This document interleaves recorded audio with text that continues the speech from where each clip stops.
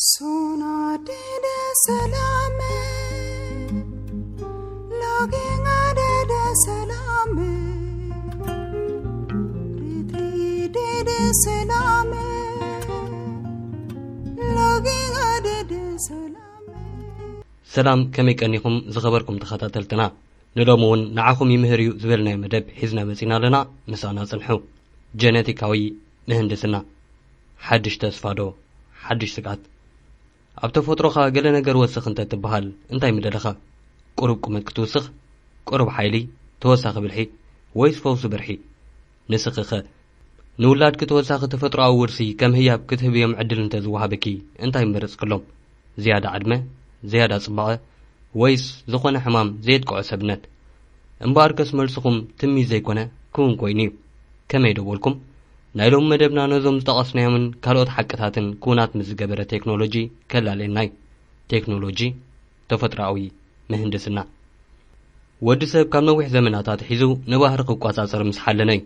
ولا قوقساب زقربا جيزي DNA مسرحاتن بزقبا يردقوا نيروم كنبل اي ندفر مرزر ان مركاب اتكلتن انساتاتن كواسب كفتن نبيري صنيحو ገነዝቡ ሙሳብ ዝተፋላለዩ ዝርእታ ዝፍጠር ናይ ምትሕንፋጽ መስርሕ ቀንዲ ምስጢር በረሃሉ መስኡተታ ሐይዙ ካላ ሐቂ ንጹር ኮነ እቲ ምሩጽ አትክልትን እንስሳታትን ንምርካብ ዘማዕበሎ ጥራይ ዘይኮነ እንተላይ ወዲ ሰብ ንባዕሉ ክጥቀመሉ ከም ዝኽእል እቲ ምሩጽ አትክልትን እንስሳታትን ንምርካብ ዘማዕበሎ ቴክኖሎጂ ንእንስሳታትን አትክልትን ጥራይ ዘይኮነ እንተላይ ወዲ ሰብ ንባዕሉ ክጥቀመሉ ከም ዝኽእል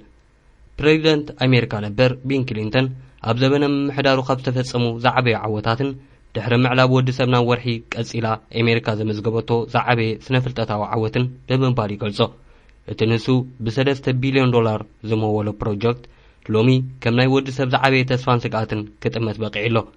እዚ ናይ ወዲ ሰብ ጀነቲካዊ መስርዕ ንምልላይ ዝሃቀነን ንመስርሕ ጀነቲካዊ ምስናዕ ባይታ ዘንጸፈን ፕሮጀክት ሂማን ጆኖም ፕሮጀክት ይበሃል እዚ ፕሮጀክት መሰረታዊ መስራዓት ናይ ጅናት ወዲ ሰብ ንሳጽንዐ ካብ ቴክኖሎጂ ተበጊሱ እዚ ናይ ሎሚ ቀንዲ ዛዕባና ዝኾነ ክሪስፐር ቴክኖሎጂ ተወልደ ክሪስፐር ቴክኖሎጂ ማለት ንኣካላውን ባህርያውን መስርሕ ስነ ፍጥረት ዘቆሙ ባእታታት ምዕራይ ምቕያር ምዝያድ ወይ ምሕያል ኮታ ነቲ ዝደቐ ህይወታዊ ባእታ ክንቋጻጸሮን ክንእዝዞን ዝኽእል ቴክኖሎጂ ማለት እዩ እዚ ማለት ወዲ ሰብ ኣብቲ መሰረት ፍጥረት ዝኾነ ጅን ኣትዩ ዝደለዮ ኣለልዩ ክውስኽ ዘይደለዮ ኣለልዩ ከኣሊ ወይ ንስነ ፍጥረት ኤዲት ክገብር ክኢሉ ይኸውን ኣሎ AI ማለት ሰብ ሰርሖ ብልሒ ምስ ክሪስፐር ቴክኖሎጂ ሓቢሮም ንህይወት ወዲ ሰብ ስነ ሕክምናን ሰብራዊ ዝኾነ መልክዕ ክልውጦ ዝተዳለዉ ይመስሉ ነዊሕ እዋናት ኣርቲፊሻላዊ ብልሒ ጎዳእቲ ወሃዮታትን ጅናትን ንምልላይን ንምፍዋስን ክውዕል ጸኒሑ እዩ እዚ ካብ ኣእምሮ ወዲ ሰብ ንላዕሊ ዝኾኑ ሽግራትን ቅማረታትን ከለልን ክፈትሕን ዝኽእል ኣርቲፊሻላዊ ብልሒ ጽልውኡ ኣብ ስነ ሕክምናን ኢንዳስትሪ ባዮቴክን ዓብላልን ምስ ግዜ መመሊሱ እናሰፍሐ ዝመጽ እዩ ዝኸውን ዘሎ ዝተፈላለዩ ናይ ጂን ኤዲቲንግ ቴክኖሎጂታት ምስ ኣርቲፊሻላዊ ብልሒ ተኣሳሲሮም ድማ ኣብ ጽላት ሕክምና ዓበይቲ ለውጥታት ኣብ ምምጻእ ይርከቡ ሓደ ካብዞም ናይ ጂን ኤዲቲንግ ኣገባባት ክሪስፐር ዝበሃል ቴክኖሎጂ እዩ ክሪስፐር ኣጽሮቶ ስም ናይቲ ክላስተርድ ሬጉላርሊ ኢንተርሰፕትድ ሾርት ፕሎንደሮሚክ ሬፒትስ ክሪስፐር ንሰባት ህይወታውያን ዳግመ ስርዕ ንምግባር ንስነ ፍልጠተኛታት DNA ንምቁጽጻር ቅድሚ ሕጂ ዘይወነንዎ ብልጫ ይህቦም እዚ እንተላይ ነቶም ኣብ መእተዊ ዝመደብ ዝተቐስናዮም ረብሓታት ንምፍጻም ዝኽእል ቴክኖሎጂ ቅድሚ ናብ ሰብ ምውራዱ ኣብ እንስሳታትን ኣትክልትን ተፈቲኑ ብሳላ እዚ ቴክኖሎጂ እዚ ነዊሕ ግዜ ከይተባላሸው ጽንሑ ዝያዳ ምህርትን ዝህቡ ኣታክልቲ ዝያዳ ፍርያት ዝህቡን ኣብ ጸልማት ዘብርሁን እንስሳታት ክሳብ ምድላውን ተበጺሑ እዞም ልዒልና ዝተቐስናዮም ኣብ እንስሳታትን ኣትክልትን ዝተገብሩ ፈተናታት ድማዮም እዚ ቴክኖሎጂ ኣብ ሰባት ተፈቲኑ ውጽኢታዊ ክኸውን ከም ዝኽእል ተስፋ ዝሃቡ ስነ ፍልጠተኛታት ንክሪስፐር DNA ንምቕያር ምድምሳስ ወይ ምቕናስ ይጥቀምሉ ነዚ ንምግባር ኣብ ሓደ ጂኖም ዝርከብ DNA ብምልላይ ንዑ ኣላሊኻ ብኻልእ DNA ዝካ ብዝበለጸ ንምርድኡ ሓደ ኣብነት ንውሰድ ከም ኣብነት ድኻም ልቢ ኸስዕብ ዝኽእል ካብ ኣቦኻ ዝወረስካዮ ጂን ኣሎ ንበል ብመንገዲ ክሪስፐር ካብቶም እልቢ ዘይብሎም ጂናትካ ነዚ ጠንቂ ድኻም ልቢ ክኸውን ዝኽእል ጂን ፈለይ ኣለልዩ ነቲ ጅን ከኣልዮ ወይ ብኻልእ ጥዕና ዝህብ ጅን ክትከኦ ይኽእል ማለት እዩ ኣብዚ ግዜ እዚ ጂን ኤዲቲንግ ኣብ ልዕሊ ወዲ ሰብ ሕርሻን ኣከባብያዊ ድሕነትን ብደረጃ ምርምር ይስራሓሉ ኣሎ እዚ ሎሚ ንጠቕሶ ዘለና ካብ ካልኦት ከምኡ ዝኣመሰሉ ቴክኖሎጂታት ብ99 ሚእታዊ ዝሓስርን ብዘይ ዓሚቕ ስነ ፍልጠታዊ ኣፍልጦ ዝኾነ ሰብ ብቐሊሉ ክጥቀመሉ ዝኽእልን ናይ ክሪስፐር ቴክኖሎጂ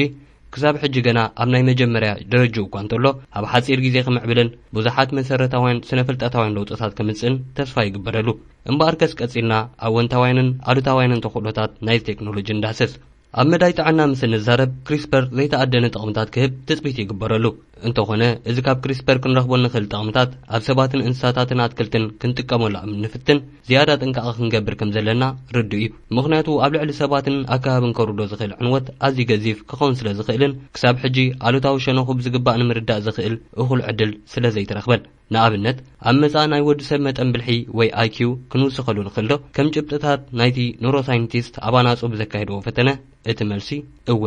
ዝብል እዩ እና ሓንሳብ ሰባትን እንስሳታትን ምስ ናይ ገዛእ ርእሶም መዛርዕ ፍልቀት ወይ ሚውቴሽን ይውለዱ እዞም መዛርዕ ዓበይቲ ወይ ንኣሽቱ ክኾኑ ይኽእሉ ዝዋሰብሉ ኩነታት እና ሓንሳብ ብዕላማ ወይ ብኣጋጣሚ ኮይኑ ብዙሕ እዋን ሓባራዊ ዝኾነ ጽልዋ ኣይምጽኡን እዚ ማለት ሃንደበታዊ ፍልቀት ናይዞም መዛርዕ ንበይኑ ብልህ ክገብረና ኣይክእልን ምኽንያቱ ብልሂ ወይ ኢንቴሊጀንስ ውፅኢት ዝተፈላለዩ ጀነቲካዊ ኮዳት ስለ ዝኾነ ሓደ ጭብጢ ናይዚ ኣብ ናይ ሚልዮናት ዓመታት መስርሕ ፍልቀት ናይ ወዲ ሰብ ዝተፈላለዩ ሃንደበታውያን ምቅያራት ናይዞም መዛርዕ ኣጋጢሞም እኳ እንተኾኑ መሰረታዊ ዝበሃል ምቅያር ግን ኣይተረኣየን እዚ ማለት ንሕና ካብቶም ሚልዮናት ዓመታት ዝነበሩ ኣባሓጎታትና ክሳብ ክንዲ ተዝኣክል ጀነቲካዊ ፍልሊ የብልናን ምስ ኣባሓጎታትና ሲትረፍ ምስቶም ኣብ ሳይንሳዊ ገለጻ ሓደ እዋን ኣሕዋትና ነይሮም ዝበሃሉ ንኣብነት ከም ኣናጹ ዝኣመሰሉ ፍጡራት ካብ 60 ክሳብ 99 ሚእታዊ ዝበጽሕ ጀነቲካዊ ምምስሳል ንረክብ ከም ሓቂ መብዛሕትኦም ካብዞም ሃንደበታውያን ብምቅያር መዛርዕ ወይ ሚውቴሽንስ እንተጋጠሙን ኣሉታዊ ጽልዋ እዩ ዘለዎም ሳዕቤኖም ድማ ካብ ቀሊል ተገላጽነት ንገለ ሕማማት ክሳብ ምጉዳል ስነ ኣእምራዊ ብልሕን ሞት ኣብ ግዜ ወሊድን ይዝርጋሕ ክሪስፐር ቴክኖሎጂ ኣብ መጻኢ ነዚኣቶም እናለደየ ንኸም በዓል ሽኮርያ ሕማም ረሲዕ ጸገማት ኣዕጽምትን ካልእን ውፅኢታዊ መድሃኒት ክኸውን ከም ዝኽእል ይንገር እዚ ጥራይ ዘይኮነ ንኸም በዓል ኤድስ ካንሰርን ክፍውስን ንመብዛሕትኦም ምስ እርጋን ዝመፁ ሕማማት ከኣልን ብተወሳኺ ንእርጋን ደው ከብል ወይ ንድሕሪት ክመልስ ዝኽእል ዓቕሚ ይህልዎ ንሓደ ሰብ ወሃዮታቱ ክትቅይር ኣብዚ ሕጂ እዋን ቀሊል ክኸውን ይኽእል እዩ እዞም ዝቐየርካዮም ወሃዮታት ተወርሳዊ ወይ ካብ ወለዶ ናብ ወለዶ ዝተጋገሩ ከም ዝኾኑ ክትገብሮም ግን ይከኣል ዶ ሕጂ እውን እቲ መልሲ እወ እዩ ድሮ እኳ ብኸም ናይ ምርኣይ ጸገምን ገለ ሕማማት ካንሰርን ዝኣመሰሉ ብተወርሶ ዝመሓላለፉ ሕማማት ክትቅዑ ዝጸንሑ ሰባት ብመንገዲ ቴክኖሎጂ ተፈዊሶም ጥራይ ዘይኮነ እቲ ንሶም ዝወረስዎ ሕማማት ናብ ዝቕጽል ወለዶኦም ከም ዘይመሓላለፍ ንምክልኻሉ ተኻኢሉ እዩ ካብዚ ግን ብፍላይ እቲ ኣባናጹ ንናይ ምርኣይ ተወርሳዊ ሽግራት ንምፍዋስ ኣመልኪቱ ዝተኻየደ መጽናዕቲ ዝያዳ ይጥቀስ ብሰንኪ እርጋን የዒንቱ ዝኣበዮ ኣንጭዋ ብመንገዲ ቴክኖሎጂ ናይ የዒንቲ ረቲና ናብቲ ኣብ ግዜ ንእስነት ዝነበሮ ደረጃ ንድሕሪት ተመሊሱ ክሕደስን ሙሉእ ብሙሉእ ክርእን ክኢሉ እዩ እዚ ያሞኖካ እናተባህለ ብስም ጃፓናዊ ረኻቢኡ ዝጽዋዕ መስርሕ ሓደስቲ ህዋሳት ክትመስርሕን ንዝነበሩ ህዋሳት ናብ ናይ ቅድም ብቕዓቶም ክትመልስን ይኽእል ሓደ ካብዞም አንጻር ቴክኖሎጂ ዝቐርቡ ብዙሓት ተቋማት ኣብ መዳይ ልክዕነትን ድሕነትን ቴክኖሎጂ ኣመልኪቱ ዝቐርብ እዩ ምክንያቱ ኣብ መስርሕ ጀነቲክ ኤዲቲን ዘጋጥም ዝኾነ ይኹን ስሕተት ህይወት ከጥፍእን ካልእ ኣዝዩ ከቢድ ሳዕቤን ከምጽን ዝኽእል ብምዃኑ እዩ ገለ ኣብ እንስሳታት ዝተገብሩ ፈተነታት ቴክኖሎጂ ካብ መዛንኦም ብብልሒ ጸብለል ዝበሉ እንስሳታት ክምስርሑ ይኽእሉ እዩ ነዚ ቴክኖሎጂ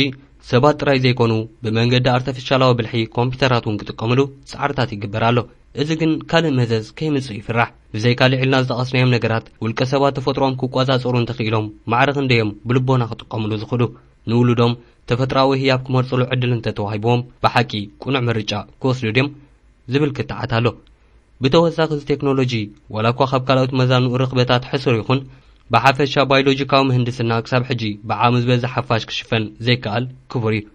እዚ ማለት ሃብታማት ጥራይ ክጥቀምሉ ዝኽእሉ ምህዞ ይኸውን ስለ ዘሎ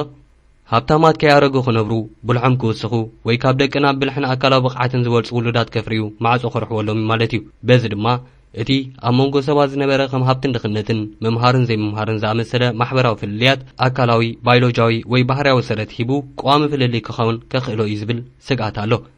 ብዘይካዚ መንግስታት ነዚ ቴክኖሎጂ ብጌጋ ከይጥቀመሉ ይስጋእ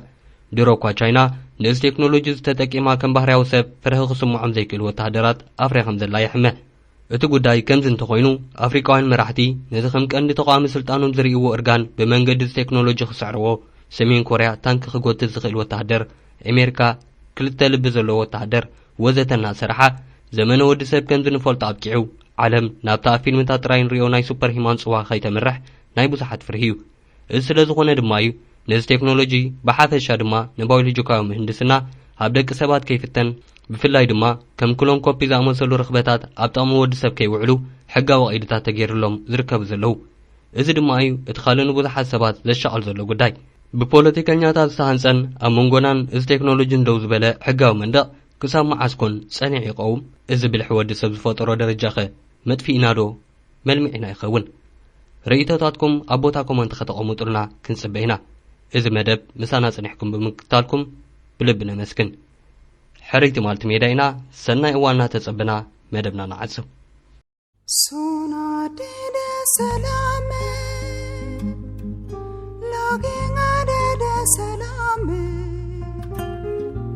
ritri dede salame.